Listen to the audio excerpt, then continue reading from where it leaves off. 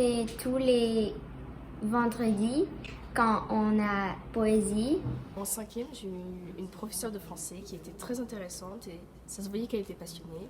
Elle était passionnée de littérature, de tout ce qui touche au français et grammaire, mais surtout de littérature. Elle nous parlait de livres beaucoup et ça m'a donné vraiment envie de lire. Et pour moi, elle a été très inspirante et très marquante dans ma vie. Voilà. C'était quand j'ai commencé à lire la bande dessinée Tintin.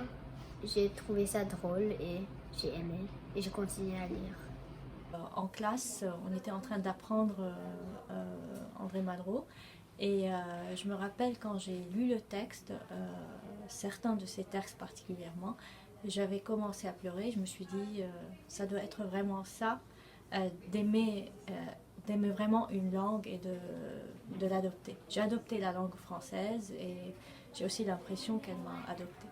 C'est quand j'ai appris à écrire en lettres attachées. C'était quand on était au Canada.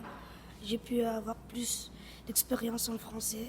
Ça m'a permis de mieux travailler. Notre meilleur souvenir de français, c'était le bac. Parce qu'on a Franchement, une hyper c'était bonne note. Et c'était super. C'est vraiment grâce à nos profs de français de première Ouais. qui étaient Madame géniales. Le Maire. Et Madame Dufour, on Voilà. adore. Voilà.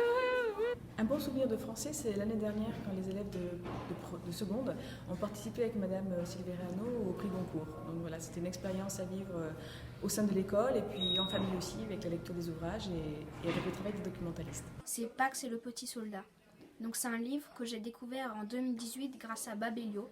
C'est un livre qui m'a beaucoup touchée parce qu'il est très bien écrit et il est très émouvant. Et je pense que je le relirai volontiers. Mon meilleur souvenir, c'était qu'on était en train de faire un portrait de nous avec de la craie, c'était très rigolo. Si j'avais une seule chose à dire à mon professeur de français, dont j'ai le meilleur souvenir, avec beaucoup de gourmandise à l'esprit, c'est merci. Merci de m'avoir fait découvrir Carmen. Je m'étais donné beaucoup de mal à faire un dessin illustrant l'héroïne, une rose à la main, avant que malicieusement il me fasse remarquer qu'il s'agissait d'un œillet. Mon livre préféré en attendant Godot et je n'aurais jamais lu ce livre sans la classe de français, alors merci beaucoup.